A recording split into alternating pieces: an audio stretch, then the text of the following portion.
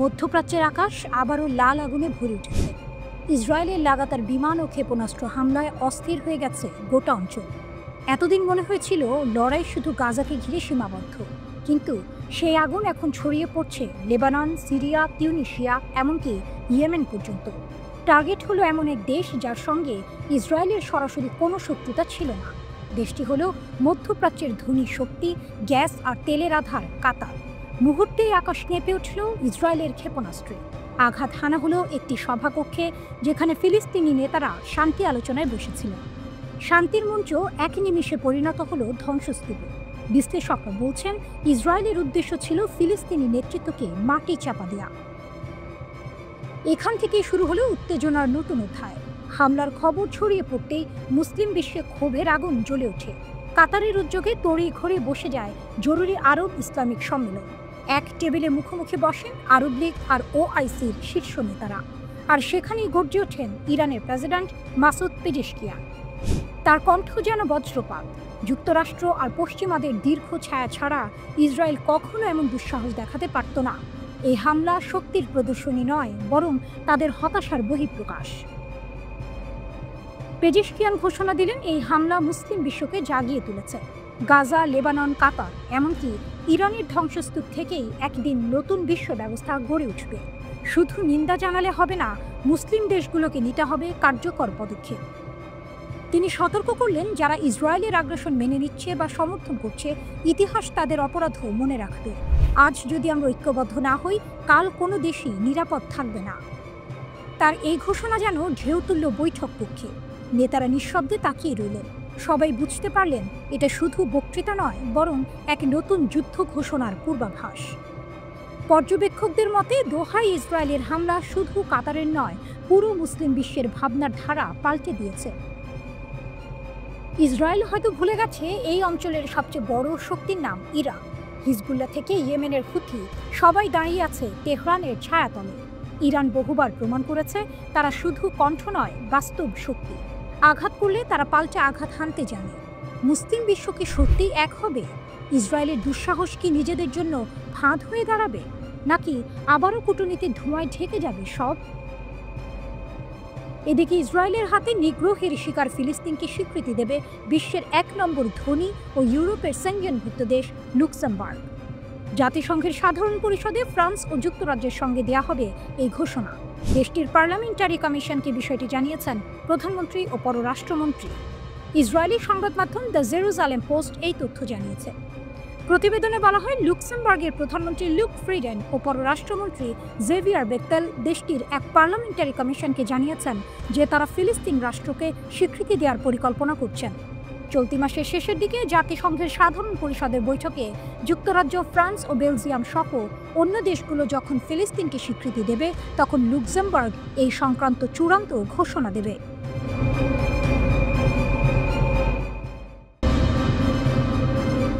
মুসলিম বিশ্ব কি গড়ছে যৌথ ইসলামিক আর্মি? মধ্যপ্রাচ্যের আকাশে আগুন, মাটিতে অশান্তি। ফিলিস্তিন, সিরিয়া, লেবানন আর ইয়েমেন, প্রতিটি দেশের ঘটনা যেন এক ধারাবাহিক উত্তেজনার গল্প। কিন্তু হঠাৎ দোহা, কাতারের রাজধানীতে ইসরায়েলের ক্ষেপণাস্ত্র হামলা শুধু হামাসের বৈঠকে লক্ষ্য করেনি, বরং পুরো আরব ও মুসলিম বিশ্বকে চ্যালেঞ্জ ছুড়ে দিয়েছে। ওই হামলায় প্রাণ হারিয়েছেন ৫ জন হামাস নেতা এবং ১ জন কাতারি নিরাপত্তা কর্মকর্তা। আন্তর্জাতিক আইনও এই হামলাকে সরাসরি লঙ্ঘন হিসেবে দেখছে। আরব বিশ্বে এই আঘাতকে শুধু রাজনৈতিক আক্রমণ নয়, নিরাপত্তার সরাসরি হুমকি হিসেবে দেখা হচ্ছে।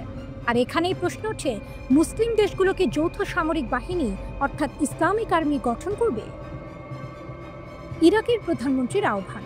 ইরাকের প্রধানমন্ত্রী মোহাম্মদ শিয়া আল সুদানি সম্প্রতি বলেছেন, মুসলিম দেশগুলো এখনই যদি একত্রিত হয়ে নিজেদের রক্ষা করতে চায়, তাদের যৌথ সামরিক বাহিনী গঠন করা ছাড়া বিকল্প নেই। তার মতে শুধু সামরিক নয়, রাজনৈতিক অর্থনৈতিক অংশীদারিত্বও প্রয়োজন। তিনি সতর্ক করলেন, ইসরায়েলি আগ্রাসন কাতারে থেমে থাকবে না, পুরো অঞ্চলে তার প্রভাব পড়বে। পুরনো প্রস্তাবের পুনরুজ্জীবন। ইসলামিক আর্মির ধারণা নতুন নয়। প্রায় ১ দশক আগে মিশর এই প্রস্তাব দিয়েছিল, কিন্তু রাজনৈতিক মতপার্থক্য, আঞ্চলিক প্রতিদ্বন্দ্বিতা ও ভিন্ন জোটগত সম্পর্কের কারণে তখন তা বাস্তবায়ন হয়নি। দোহা হামলার পর এই প্রশ্ন আবার জীবন্ত হয়ে উঠেছে। মুসলিম দেশগুলোকে সত্যিই একযোগে সামরিক শক্তি গড়ে তুলতে পারবে? উপসাগরীয় রাজনীতির টানাপোড়েন। যুক্তরাষ্ট্রের ঘনিষ্ঠ উপসাগরীয় দেশগুলো, বিশেষ করে সংযুক্ত আরব আমিরাত, এখন কঠিন অবস্থায়। 2020 সালে ইসরায়েলের সঙ্গে সম্পর্ক স্বাভাবিক করেছিল তারা, কিন্তু দোহা হামলার পর এই সম্পর্ক নতুন চাপের মুখে। সৌদি আরব, কাতার, কুয়েত, ওমান সব দেশই নিজেদের অবস্থান স্পষ্ট করতে বাধ্য হচ্ছে। ইসলামিক আর্মি গঠনের উদ্যোগ যদি এগিয়ে আসে, পশ্চিমা জোটের সঙ্গে সম্পর্ক বজায় রাখা আর মুসলিম বিশ্বে ঐক্য রক্ষা, দুটি একসাথে রাখা কঠিন হয়ে যাবে। ফিলিস্তিন প্রশ্ন ও মুসলিম ঐক্য। দোহা হামলার কেন্দ্রবিন্দুতে ফিলিস্তিন। ইরাকের প্রধানমন্ত্রী মনে করেন, ফিলিস্তিনের মুক্তি সংগ্রাম বহুদিন ধরেই মুসলিম দেশগুলোকে একত্রিত করার মূল কেন্দ্র। এবারও মুসলিম তরুণ প্রজন্ম সামাজিক মাধ্যমে সরব ইসলামিক আর্মির দাবি করছে। রাশিয়ার শক্তি ও চ্যালেঞ্জ। ইরানও এই পরিস্থিতিতে গুরুত্বপূর্ণ। মধ্যপ্রাচ্যের এই জটিলতায় ইরানের সামরিক ও কৌশলগত শক্তি নজর কাড়া। হিজবুল্লাহ থেকে ইয়েমেনি হুথি, সকলের পিছনে আছে তেহরানের শক্তিশালী ছায়া। ইসলামিক আর্মি গঠিত হলে শুধু ইসরায়েল নয়, বৈশ্বিক শক্তির ভারসাম্যও পাল্টে যেতে পারে। দোহা হামলা দেখিয়ে দিল ইসরায়েল আর সীমাবদ্ধ নয়, মধ্যপ্রাচ্যের অন্য দেশগুলোর উপরও আঘাত চালাচ্ছে। ইসলামিক আর্মি শুধু প্রতীকী নয়, এটি বাস্তব চাহিদা। মুসলিম বিশ্ব কি সত্যি ঐক্যবদ্ধ হয়ে সামরিক বাহিনী গঠন করবে, নাকি কূটনৈতিক জটিলতায় থেমে যাবে? একটাই বিষয় পরিষ্কার, যখন আগ্রাসন সীমা ছাড়িয়ে যায়, ঐক্যের আহ্বান আরও জোরালো হয়ে ওঠে।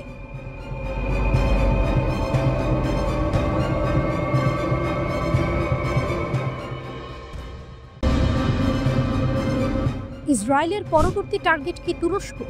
মধ্যপ্রাচ্যের আকাশে উত্তেজনার ঢেউ নতুন মোড় নিয়েছে। ইসরায়েলের গ্রেটার ইসরায়েল পরিকল্পনা এবার তুরস্ককে সরাসরি ঝুঁকির মুখে ফেলেছে। সিরিয়ার কৌশলগত অবস্থান এবং আঙ্কারার শক্তিশালী ভূ রাজনৈতিক ভূমিকা ইসরায়েলের সম্প্রসারণবাদী পরিকল্পনার পথে প্রধান বাধা হয়ে দাঁড়াচ্ছে। বিশ্লেষকদের মতে, ইসরায়েলের সম্প্রসারণবাদ কোনো কাল্পনিক ভাবনা নয়, এটি বাস্তব। যদি এটি থামানো না যায়, ধীরে ধীরে শুধু প্রতিবেশী দেশ নয়, আরও দূরের দেশগুলোও ইসরায়েলের হুমকির মুখে পড়বে। তুরস্কের ক্ষেত্রে বিষয়টি কেবল হামাস বা ফিলিস্তিনের সহায়তার মধ্যে সীমাবদ্ধ নয়। ইসরায়েল সিরিয়ার উপর প্রভাব বিস্তার করতে চাইছে, আর তুরস্ক সেই কৌশলগত এলাকাগুলো ধরে রাখতে চায়। ফলে দুই দেশের মধ্যে সংঘাতের সম্ভাবনা স্পষ্ট। ইসরায়েল তুরস্ক সংঘাত কেবল সামরিক নয়, রাজনৈতিকও। তুরস্কের সাধারণ জনগণই ইসরায়েলের সম্প্রসারণবাদের বিরুদ্ধে। এই মনোভাব আঙ্কারার পক্ষে ইসরায়েলের উপস্থিতি মেনে নেওয়া আরও কঠিন করে তুলেছে। তাই সংঘাতের মূল কারণ শুধু হামাস নয়, বরং ইসরায়েলের বৃহত্তর সম্প্রসারণবাদী লক্ষ্য। এছাড়া ইরানের শক্তি ও প্রভাব এই উত্তেজনায় নতুন মাত্রা যোগ করছে। দোহায় অনুষ্ঠিত আরব ইসলামিক জরুরি সম্মেলনে ইরানের প্রেসিডেন্ট মাসুদ পেজিশকিয়ান সৌদি যুবরাজ মোহাম্মদ বিন সালমানের সঙ্গে বৈঠকে বলেন, যদি মুসলিম দেশগুলো একজোট হয়, ইসরায়েল কোনো দেশকে সরাসরি আক্রমণ করার সাহস পাবে না। মাসুদ পেজিশকিয়ান আরও বলেন, মুসলিম বিশ্ব ঐক্য গড়ে তোলা এখন সময়ের সর্বোচ্চ দাবি। সৌদি আরব, তুরস্ক এবং অন্যান্য বড় মুসলিম দেশগুলো যদি একত্রে কাজ করে, তাহলে ইসরায়েলের সম্প্রসারণবাদ ঠেকানো সম্ভব। সৌদি যুবরাজের জবাবে মোহাম্মদ বিন সালমান বলেন, ইসলামিক দেশগুলোকে দীর্ঘমেয়াদে আরও শক্তিশালী হতে হবে। ঐক্যবদ্ধ প্রচেষ্টাই একমাত্র পথ, যাতে ইসরায়েলের আগ্রাসন রুখে দেওয়া যায়। তিনি সতর্ক করে দেন, এই অঞ্চলে পরিস্থিতি অতীব সংবেদনশীল, তাই দেশগুলোর মধ্যে সহযোগিতা আর ঐক্য ছাড়া কোনো বিকল্প নেই। ইরানের শক্তি। ইরানের সামরিক ও কৌশলগত শক্তি এই মুহূর্তে মুসলিম বিশ্বের জটিল পরিস্থিতিতে অত্যন্ত গুরুত্বপূর্ণ। হিজবুল্লাহ থেকে ইয়েমেনের হুথি সবই ইরানের শক্তিশালী ছায়ার আওতায়। ইসলামিক দেশগুলো যদি ঐক্যবদ্ধ হয়, তবে শুধু ইসরায়েল নয়, পুরো মধ্যপ্রাচ্যের শক্তির ভারসাম্যই পাল্টে যেতে পারে। ইসরায়েলি সম্প্রসারণবাদের পথে তুরস্ক দাঁড়িয়ে আছে। আঙ্কারার অবস্থান শুধু সামরিক নয়, ভূ রাজনীতিকও। আরব ও ইসলামিক দেশগুলোর মধ্যে ঐক্য গড়ে ওঠার সম্ভাবনা ইতিহাসে এক নতুন অধ্যায় লিখতে পারে। দোহা সম্মেলনই সেই উত্তেজনাপূর্ণ মুহূর্তের শুরু। এবার প্রশ্ন হলো, মুসলিম দেশগুলো কি সত্যি ঐক্যবদ্ধ হয়ে সামরিক ও রাজনৈতিকভাবে শক্তিশালী হবে, নাকি কূটনৈতিক জটিলতায় আবারও পিছিয়ে যাবে? যার উত্তরই নির্ধারণ করবে মধ্যপ্রাচ্যের ভবিষ্যতের মানচিত্র।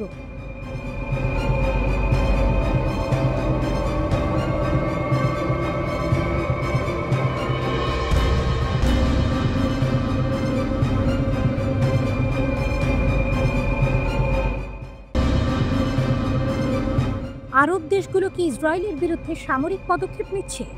মধ্যপ্রাচ্যের আকাশে উত্তেজনার ঢেউ। দোহায় অনুষ্ঠিত ইসলামিক শীর্ষ সম্মেলনের পর উপসাগরীয় দেশগুলো থেকে এসেছে এক বিশাল ঘোষণা। যদি কেউ এক দেশকে আক্রমণ করে, পুরো উপসাগরীয় অঞ্চল প্রস্তুত প্রতিক্রিয়া দেখাতে। জিসিসি কাতারে ইসরায়েলের হামলার তীব্র নিন্দা জানিয়েছে। এটিকে সার্বভৌমত্বের স্পষ্ট লঙ্ঘন হিসেবে অভিহিত করা হয়েছে। সুপ্রিম কাউন্সিল স্পষ্টভাবে জানিয়েছে, রাষ্ট্রগুলোর নিরাপত্তা অখণ্ড। একজনের উপর আক্রমণ সকলের উপর আক্রমণ। হামলার পর জিসিসি দ্রুত প্রতিরক্ষামূলক অবস্থার মূল্যায়ন করতে দোহায় একটি অসাধারণ অধিবেশন আয়োজন করেছে। হামলার পর জিসিসি দ্রুত প্রতিরক্ষামূলক অবস্থার মূল্যায়ন করতে দোহায় একটি অসাধারণ অধিবেশন আয়োজন করেছে। কাউন্সিল যৌথ প্রতিরক্ষা ব্যবস্থা এবং উপসাগরীয় প্রতিরোধ ক্ষমতা সক্রিয় করার প্রতিশ্রুতি দিয়েছে। মার্কিন সামরিক কমান্ডকেও নির্দেশ দেওয়া হয়েছে প্রয়োজনীয় ব্যবস্থার দ্রুত বাস্তবায়ন করতে। দোহায় ইসরায়েলের হামলা কাতারের মধ্যস্থতা ভূমিকা পুরোপুরি ব্যাহত করেছে। এটি কেবল কাতারের জন্য নয়, পুরো মুসলিম বিশ্বের জন্য শঙ্কার সংকেত। এই হামলা গাজায় যুদ্ধবিরতি আয়োজন, বন্দিদশা ও বন্দীদের মুক্তি এবং ফিলিস্তিনি জনগণের দুর্ভোগ কমানোর প্রচেষ্টাকে বাধাগ্রস্ত করেছে। জিসিসি সব দেশের পক্ষ থেকে কাতারের প্রতি পূর্ণ সংহতি প্রকাশ করেছে এবং এর প্রতিক্রিয়ামূলক পদক্ষেপগুলোর পূর্ণ সমর্থন জানিয়েছে। সুপ্রিম কাউন্সিলের বিবৃতিতে বলা হয়েছে, এই আক্রমণ মোকাবেলায় কাতারের পাশে জিসিসি রাষ্ট্রের পূর্ণ সংহতি রয়েছে। জোর দিয়ে বলা যায়, জিসিসি রাষ্ট্রের নিরাপত্তা অবিচ্ছেদ্য। জিসিসি সনদ এবং যৌথ প্রতিরক্ষা চুক্তি অনুসারে যে কোনো একটির ওপর আক্রমণ তাদের সকলের উপর আক্রমণ। দোহা শীর্ষ সম্মেলনের পর আরব ও মুসলিম নেতারা একটি যৌথ বিবৃতি জারি করেছেন। খসড়া বিবৃতিতে দেশগুলিকে আহ্বান জানানো হয়েছে ইসরায়েলের সাথে সব সম্পর্ক পর্যালোচনা করতে। এছাড়া তারা উল্লেখ করেছে, গাজায় ইসরায়েলের কর্মকাণ্ড বন্ধ করতে আইনি ও কার্যকর ব্যবস্থা গ্রহণের প্রয়োজন। জিসিসি সচিব মার্কিন যুক্তরাষ্ট্রকেও আহ্বান জানিয়েছেন, ইসরায়েলের ওপর প্রভাব ব্যবহার করে পরিস্থিতি নিয়ন্ত্রণ করুন। এটি ইঙ্গিত দেয় যে মুসলিম দেশগুলো কেবল বক্তব্যে সীমাবদ্ধ থাকছে না, তারা সত্যি একত্রে পদক্ষেপ নিতে প্রস্তুত। ইরানের শক্তি ও প্রভাব। ইরানও এই ঐক্যের প্রেক্ষাপটে গুরুত্বপূর্ণ। ইরানের সামরিক ও কৌশলগত শক্তি, মধ্যপ্রাচ্যের বিভিন্ন স্বতন্ত্র গোষ্ঠীর সঙ্গে সংযুক্তি এবং আরব অঞ্চলে তার প্রভাব এই মুহূর্তে গুরুত্বপূর্ণ প্রতিরক্ষা কাঠামো হিসেবে কাজ করছে।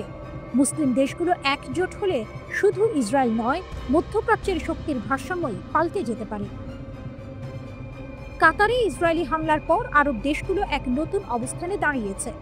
দোহা সম্মেলনের ঘোষণা কেবল রাজনৈতিক নয়, এটি সামরিক প্রতিশ্রুতি এবং মধ্যপ্রাচ্যের নতুন অধ্যায়ের সূচনা। মুসলিম বিশ্ব কি সত্যিই ঐক্যবদ্ধ হবে, নাকি পশ্চিমা চাপ ও কূটনৈতিক জটিলতায় আবারও থেমে যাবে, যার উত্তরে নির্ধারণ করবে ভবিষ্যতের মধ্যপ্রাচ্য।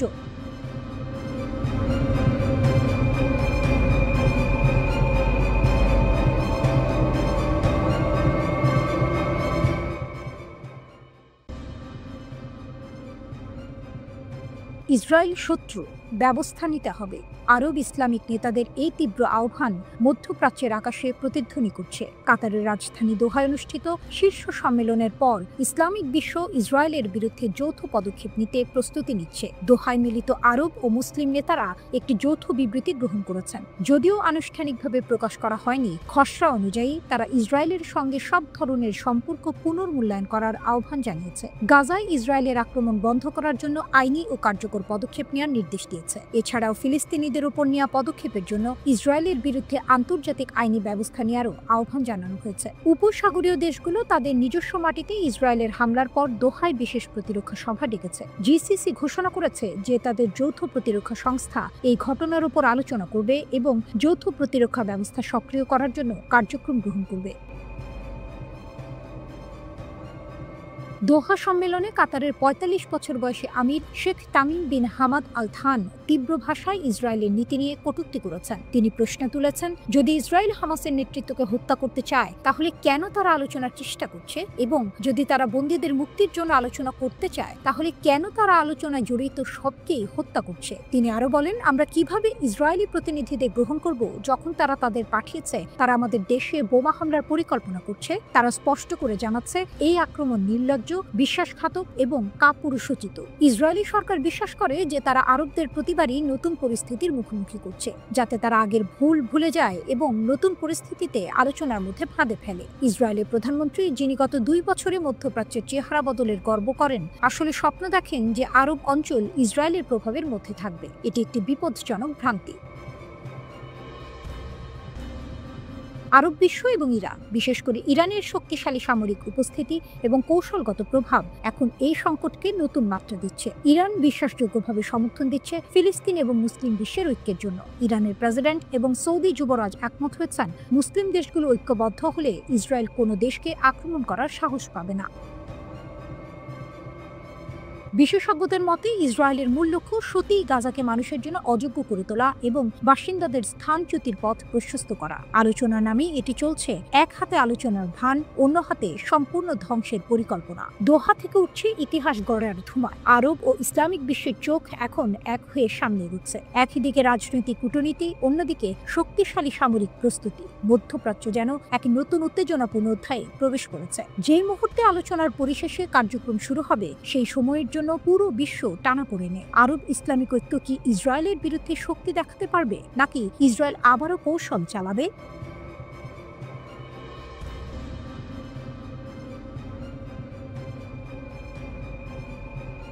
ন্যাটোকে চ্যালেঞ্জ ছুড়ে দিল রাশিয়া। পোল্যান্ডের আকাশে ফরাসি যুদ্ধবিমান রাফালের গর্জন। সীমান্তে টহল দিচ্ছে ন্যাটোর 40,000 সেনা। উদ্দেশ্য একটাই, রুশ প্রেসিডেন্ট ভ্লাদিমির পুতিনকে ভয় দেখানো। কিন্তু হুকটা এখানে, পুতিন ভীত হননি, বরং দিলেন চমকে দেয়া জবাব। আকাশ কাঁপিয়ে একের পর এক হাইপারসনিক মিসাইল ছুড়ে দিল রাশিয়া। যেন ইটের বদলে পাটকেল নয়, পাটকেলের বদলে বজ্রপাত। শুধু পোল্যান্ড নয়, রোমানিয়ার আকাশেও ঢুকে পড়ল রুশ ড্রোন। ইউক্রেন সীমান্তে নজরদারিতে থাকা রোমানিয়ার যুদ্ধবিমান হঠাৎই দেখতে পায় দক্ষিণ সীমান্ত ঘেঁষে উড়ে আসছে রাশিয়ার ড্রোন। এ যেন স্পষ্ট বার্তা, ইউক্রেনের গণ্ডি পেরিয়ে ন্যাটোকেও চ্যালেঞ্জ ছুড়ে দিচ্ছে মস্কো। 3 বছরের বেশি সময় ধরে চলা ইউক্রেন যুদ্ধ এখন নতুন রূপ নিচ্ছে। শান্তির বদলে অশান্তি, আলোচনার বদলে আগুন। আর এর মাঝেই রাশিয়া দেখিয়ে দিচ্ছে তাদের আসল শক্তি। সিনেমার দৃশ্যের মতো উত্তেজনা তৈরি হলো ব্যারেন্টস সাগরে। রাশিয়ার প্রতিরক্ষা মন্ত্রণালয় জানালো, সেখানে জিরকন হাইপারসনিক ক্রুজ মিসাইলের সফল পরীক্ষা চালানো হয়েছে। এই মিসাইল এত দ্রুত ছুটে যায় যে প্রতিরক্ষা ব্যবস্থা প্রায় অকার্যকর হয়ে পড়ে। একই সময়ে আকাশে গর্জন তুলল রাশিয়ার সুখোই সুপারসনিক বোমারু বিমান। নিখুঁত আঘাতে ধ্বংস হলো লক্ষ্যবস্তু। এখানেই শেষ নয়, রাশিয়া বেলারুশ যৌথ সামরিক মহড়ায় প্রকাশিত ফুটেজ যেন যুদ্ধ সিনেমার ট্রেলার। উপকূল থেকে ছুটছে মিসাইল, সমুদ্রের মাঝে উদ্ধার অভিযান, স্থলভাগে ট্যাঙ্ক ও সাজোয়া বহরের গর্জন। সৈন্যরা প্রশিক্ষণ নিচ্ছে কমান্ড পোস্ট দখল আর যোগাযোগ কেন্দ্র সুরক্ষার। আকাশে উঠছে অ্যাটাক হেলিকপ্টার, গাইডেড মিসাইল ছুড়ে নিখুঁত নিশানায় ধ্বংস করছে শত্রুপক্ষের বিমান। রাশিয়ার আসল চমক, অপ্রতিরোধ্য নামে খ্যাত হাইপারসনিক মিসাইল পরীক্ষার প্রস্তুতিও চলছে। যে মিসাইলের গতির সামনে দাঁড়িয়ে থাকা মানেই ধ্বংস। যদিও মস্কো দাবি করছে এই মহড়া প্রতিরক্ষামূলক, ন্যাটোকে আক্রমণ করার উদ্দেশ্য নেই, কিন্তু বাস্তব চিত্র অন্য কথা বলছে। পোল্যান্ড আর রোমানিয়ার আকাশে রুশ ড্রোনের অনুপ্রবেশ এখন উত্তেজনাকে আগুনে ঘি ঢেলে দিয়েছে। ন্যাটোর শীর্ষ দেশগুলো দিশেহারা। কোথায়, কখন, কিভাবে আঘাত আসবে কেউ জানে না। ইউক্রেন সীমান্তে ইতিমধ্যে যুদ্ধ বিমান মোতায়েন করেছে তারা, কিন্তু প্রশ্ন রয়ে গেছে, পুতিনের হাইপারসনিক শক্তির সামনে ন্যাটোর প্রস্তুতি কতটা কার্যকর। রাশিয়া শুধু ইউক্রেন নয়, পুরো ন্যাটোকেই কি নতুন যুদ্ধে টেনে নিচ্ছে? পোল্যান্ড, রোমানিয়া, এমনকি বাল্টিক সাগর, সবখানেই যেন শুরু হয়ে গেছে ঠান্ডা যুদ্ধের নতুন অধ্যায়। একটাই ব্যাপার পরিষ্কার, পুতিন দেখিয়ে দিয়েছেন ভয় দেখানো যায় না রাশিয়াকে, বরং রাশিয়াই এখন ভয় দেখাচ্ছে বিশ্বকে।